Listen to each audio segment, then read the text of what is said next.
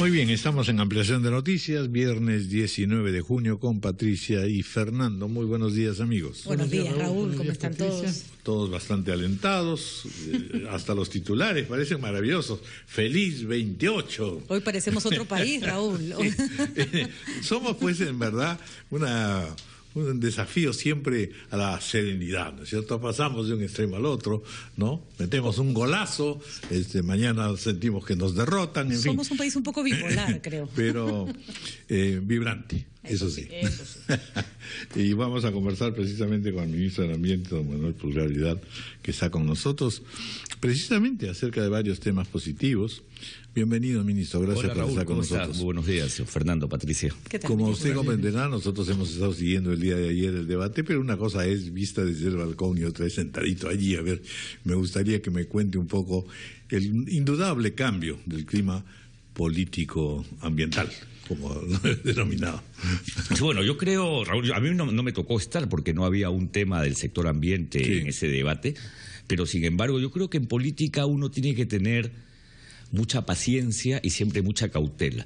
A veces las peores crisis son vistas como irremediables, pero en política, cuando se retoma el diálogo, siempre se encuentra una solución. Entonces creo que ayer ha sido el reflejo justamente de esa capacidad que al final siempre debe existir de diálogo.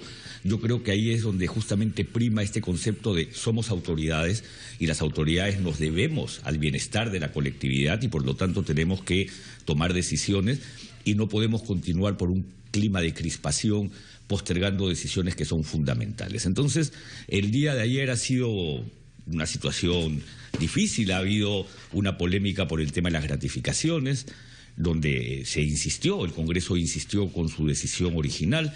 Luego hubo, y uno podría considerar que desde el Ejecutivo esa no era la voluntad y por lo tanto el Congreso tomó esta decisión, tendrá que fundamentar sus razones. Luego hubo el tema de las facultades económicas en donde se dieron unas sí, otras no, y luego se dieron las de seguridad, con lo cual quizás podemos hacer también un análisis. Seguridad es la prioridad para todos. Todos somos conscientes que en seguridad todavía queda mucho que hacer. En cambio, en economía creo que todavía se generan ciertas desconfianzas. Y porque todavía tenemos algunos respiros, ¿no es cierto? Por ejemplo, una noticia de haber crecido como hemos crecido en abril, sobre todo por ahora la pesquería. De todas formas, da un aliento, no nos preocupa tanto. Lo otro sí es apremiante y terrible, cotidianamente. Y bueno, y ahora esperar hasta el siguiente momento, y el siguiente momento es la elección de la Junta Directiva, ¿no? Porque ya el Pleno acabó, porque esta era una extraordinaria. Ahora viene la Comisión Permanente, que suele ser mucho más tranquila, además son menos personas. Bueno, y tenemos varios otros temas que son ya las reformas, sobre todo preelectorales, ¿no es cierto? De partidos políticos, de financiamiento de la jornada. Pero ese es un primer acontecimiento. El segundo es de dimensión mundial y, en efecto, esta encíclica de Francisco, del Papa Francisco, es absolutamente un testimonio y un documento que abunda y enfatiza, además, una serie de aspectos que no son solamente teológicos, sino científicos, sociales, etcétera. El mundo coincide en que estamos en una situación muy alarmante, pero al mismo tiempo, sin embargo, no se tiene una política más rápida, ¿no es cierto? Estamos todavía en estas grandes conferencias internacionales, porque no es fácil imaginarse cambios sustantivos, considerando sobre todo el desafío y las necesidades tecnológicas y expansivas de las sociedades. Correcto. Quieren participar de todo, finalmente. Sí, mira, permíteme hacer un par de comentarios. El primero en realidad es una cita que debo señalar, que la autoría es de un cable de Associated Press que dice: esta encíclica tiene el lirismo de un poeta, la precisión de un químico y la autoridad moral de un pontífice muy querido. Entonces, me parece muy precisa esa frase para señalar el valor de la encíclica, a lo que yo agregaría que como toda encíclica tiene una vocación de largo plazo. O sea, esta no es una encíclica que está orientada a asegurar que a fin de año en París adoptemos un acuerdo. De hecho, lo menciona. De hecho, señala la necesidad de lograr un acuerdo. pero tiene como toda encíclica, por ejemplo, la Pacem in Terris tiene más como 60 años, la de Juan XXIII. Esta también tiene una vocación de largo plazo y es una invocación a la toma de conciencia, a la acción y en especial al valor ético que nos debe hacer reaccionar sobre nuestra actuación irresponsable que no reconoce los límites del planeta y de la naturaleza. En ese sentido, incluso su estructura es una estructura lindísima, es una estructura que yo he leído completa la encíclica. Tiene una primera parte donde habla sobre el maltrato de la casa común y entra casi a todos los niveles de degradación. La degradación de las condiciones ambientales, aire, suelo, agua, habla del derecho al agua, de los océanos, de las ciudades, pero tiene una frase que a mí me pareció muy valiosa: la degradación ambiental es resultado de la degradación humana y la degradación social. Entonces, todo este concepto del maltrato de la casa común vendría a ser el diagnóstico. Pero luego tiene una visión desde la Biblia, una visión desde la parte más teológica, donde hay algunas menciones del Papa. Mira qué interesante el Papa, cómo autorreflexiona desde la Iglesia, diciendo la Biblia la hemos malinterpretado en algunos casos. Porque si bien es cierto el Génesis habla del dominio del hombre sobre la tierra, el Papa dice no se trata de que la dominemos de tal manera que la degrademos, sino que lo tenemos que poner en un contexto de creación. Y la creación es una integralidad de seres humanos, de naturaleza, de planeta y de condiciones de vida y condiciones de habitabilidad. En ese sentido, esta visión desde la Iglesia y desde la Biblia me parece también muy importante. Pero quizás, Raúl, porque esto nos lleva probablemente a la parte más bonita del debate sobre esta encíclica, es cuando habla y el reconocimiento al avance de la tecnología y la ciencia. Interrumpo, ministro, porque tenemos un despacho de nuestra reportera Catherine Soto. En este momento se está entregando el fiscal, el ex vocal supremo Robinson González en la Dirandro. Adelante, Catherine Soto. Sabe el señor fiscal, la regla es que debemos... Bueno, estas han sido las declaraciones. Muchas gracias también a nuestra reportera. Hemos tenido una breve interrupción del pluralis majestatis, ¿no? Nosotros somos así, somos asá. Ministro, adelante. Sí, sí. Como el pluralis salgamos papalis. de las cosas terrenales y volvamos a las espirituales.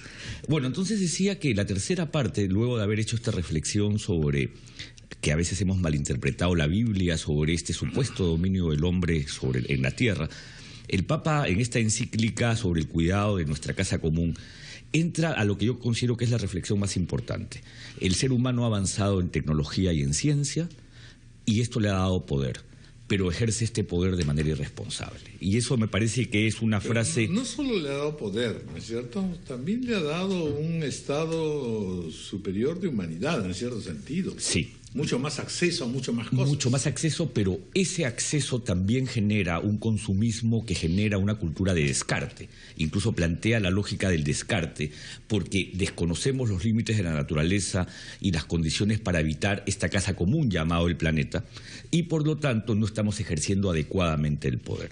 Y en esta parte incluso habla sobre los transgénicos, sobre los OVM, a los que no critica abiertamente, pero señala los riesgos que implica actuar como Dios, es decir, el que el hombre se atribuya ciertas competencias o ciertas facultades que le hacen perder su condición de ser humano y la condición de integralidad en el planeta. Ahora, es sumamente importante que se haga una encíclica sobre el medio ambiente, porque hay que recordar que las encíclicas han abordado problemas fundamentales de determinadas épocas de la historia. Entonces, el cambio climático y el tema ambiental es un problema equiparable a como lo fue el trabajo en algún momento o la dignidad humana, y eso es una visibilidad importantísima. El Papa suele ser muy crítico con los avances que se hacen en materia de consensos mundiales en pro del medio ambiente. De hecho, criticó la COP21 que se dio en el Perú y dijo que no se había conseguido prácticamente nada importante.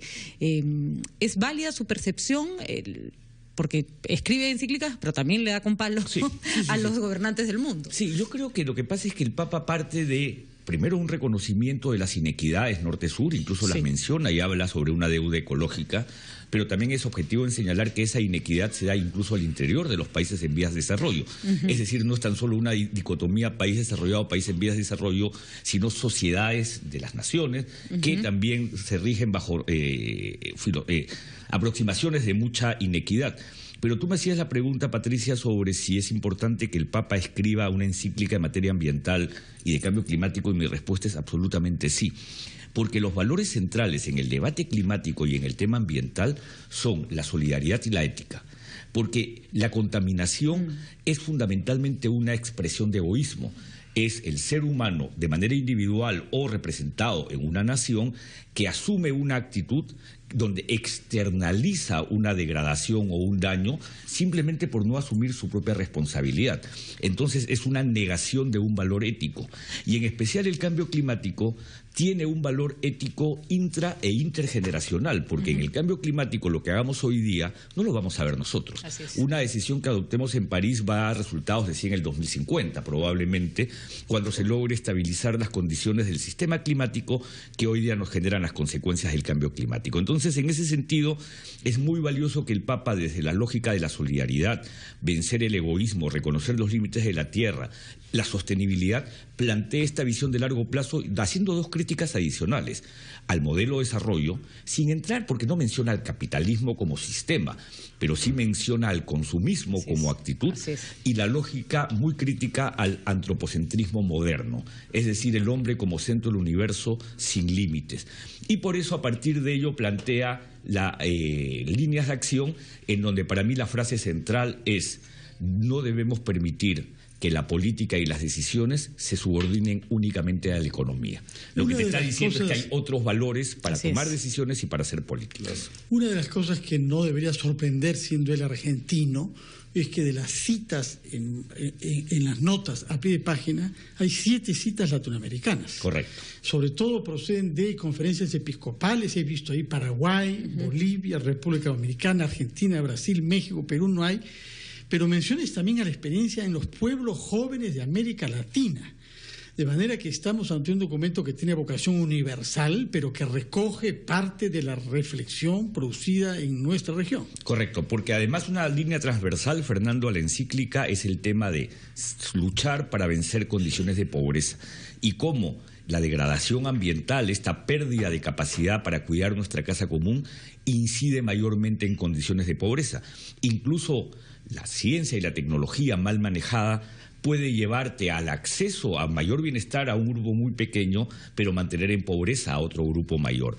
Y por eso esa referencia a conferencias episcopales de América Latina, en donde efectivamente no hay una mención a la peruana, aunque el Centro Episcopal de Acción Social, el CEAS, es muy activo en este debate climático e incluso ha sido muy activo en esta misión interreligiosa que con ocasión de la COP se desarrolló en el Perú y que ahora se encamina a Francia. Entonces yo creo que es una encíclica que apunta a motivar un cambio desde la propia toma de conciencia de los individuos, de los estados y de la comunidad internacional en conjunto, porque plantea que fruto de una conversación sobre las consecuencias de lo que estamos haciendo debemos tomar una decisión, y por eso ha sido felicitada por el presidente Obama, por el presidente Hollande, que es el próximo anfitrión de la COP21. Es el gran marco. Es el gran marco. Y criticada, en especial, mal recibida por los representantes republicanos del Tea Party de los Estados Unidos, ¿no? Porque, claro, ellos señalan que en este caso no son tan religiosos como en otros. Entonces es bien interesante ver... Rick Santorum, precandidato, quien dice que él no se inspira por la Iglesia en sus políticas públicas. En sus aproximaciones climáticas. Entonces, como Perú, como presidencia de la COP, nosotros damos la bienvenida a esta encíclica porque realmente aporta significativamente en esta toma de conciencia individual para que todos podamos poner de nuestra parte y generar un cambio. Una gran apelación, ¿no es cierto? Es una gran apelación al mundo. Sí. Naturalmente, y recomiendo, Raúl, déjame terminar diciendo esto, recomiendo leerla. Realmente vale la pena leerla, como les decía al inicio, citando a Associated Press. Leerla y divulgarla con más detalle, por supuesto. Bien, dos cositas. Una, sin duda, agradecerle también y destacar lo que se ha acordado finalmente con la conservación, el área de conservación de Maijuna Quichua, que ha sido una iniciativa que prestamente se solucionó. ¿No? Correcto. Usted recibió a los delegados y el viceministro también, y finalmente salió la norma. Sí, y yo creo que deben estar ahora camino a sus comunidades. Ahora, nosotros estábamos justamente preguntándoles a ellos que independientemente de esta aprobación, ahora el encaminamiento es cómo vamos haciendo posible que esta reserva pues sea tal, ¿no es cierto? Correcto. Y sobre todo que les proporcione desarrollo, producción, en fin, tranquilidad. Sí, y en ese sentido, mantener este diálogo entre quien administra el área, que es el Servicio de Áreas Protegidas, el CERNAM, pero ellos también como representantes de sus comunidades, ese diálogo es fundamental para encaminar sus acciones hacia el desarrollo. Tenemos lindas experiencias en donde comunidades, voy a poner una experiencia de comunidad campesina, Noriao y Oscochas, muy cerca en la parte alta de Cañete, ha encontrado que a través de turismo vivencial y a través de organizarse, están recibiendo un número importantísimo de turistas y poniendo sus productos a la venta cada vez con mayor presencia, y eso ha sido resultado de no solamente esta capacidad de diálogo, sino la capacidad de ellos de organizarse. Es sorprendente, Raúl, que en el caso de Noriao y Oscochas, ellos, por ejemplo, cuando reciben de un agente turístico un paquete, se sientan en una asamblea y dicen a ver quién atiende a quién y quién hace qué. Entonces se organizan para que todos se beneficien. Es un modelo a seguir también para promover turismo y para promover actividades económicas, en este caso de los maijunas y los quichuas de esta zona nororiental del Perú. Y también pone en evidencia que la consulta previa funciona y que es buena, porque nos permite un entendimiento, que todos nos demos la mano y que salgamos todos ganando. Y en ese sentido hay que seguir apuntando a este mecanismo. Bueno, como siempre ocurre cuando están los ministros con nosotros, llamadas múltiples, diciendo, pregúntele esto, planteele otra. Hay una pregunta muy concreta que dice, ¿cuándo sale la norma de gestión ambiental referente a la instalación de antenas de telefonía móvil, que facilite la instalación? Y ya está lista. Que dice que ya está por firmarse y que no... Más, probablemente ya está firmada, en el sentido, ya salió de mi ministerio, entonces eso sigue el proceso normal de llegar a Palacio para su suscripción, porque es un decreto supremo. Pero el acuerdo sobre el tema antenas está adoptado entre el Ministerio de Transportes y Comunicaciones y el Ministerio del Ambiente hace aproximadamente una semana. Pero me motivas a llegar a mi ministerio y preguntar dónde está la norma. Pero son los procesos habituales, ¿no? No es que uno quisiera que las cosas salgan siempre al siguiente minuto, pero bueno, sí, obviamente hay secretarías generales, oficinas de seguridad jurídica que tienen que poner... una encíclica local contra la tramitología. Pero en nuestro barrio no, ¿eh? No. Pero una cosa que sí quiero decirles es que a su vez esto de los maijuna, el Ministerio del Ambiente está trabajando en lo que es la categorización definitiva de Sierra del Divisor, ¿no? Ese es un objetivo. Hay toda una tarea pendiente de organización del territorio en la que se tiene que avanzar. Se tiene que avanzar y estamos avanzando propositivamente, paso a paso, y creo que bien. Yo creo que lo que estamos haciendo en el Ministerio bajo este gorro de Ambiente en Acción, Perú Natural, Perú Compromiso Climático, es bueno. Siempre hay que tener un poco de paciencia porque los momentos políticos tienen sus tiempos, eso también hay que entenderlo, y uno tiene que encontrar siempre las oportunidades para ir avanzando. Sus tiempos, sus tempestades, sus rabietas y sus mar serenas. Y sus virtudes y sus éxitos también. Muchas gracias. Sí, muchas gracias, Raúl. Muchas gracias, ministro Manuel Pulgar Vidal. Vamos a hacer una pausa y continuamos, naturalmente, con un análisis ya de la delegación de facultadas en inversiones y seguridad ciudadana que se aprobó el día de ayer, en un debate particularmente interesante y constructivo, porque escuchábamos un lenguaje y unas formas inusitadas. Nos habíamos olvidado de que existen también mutuas cortesías posibles en la política. Hacemos una pausa.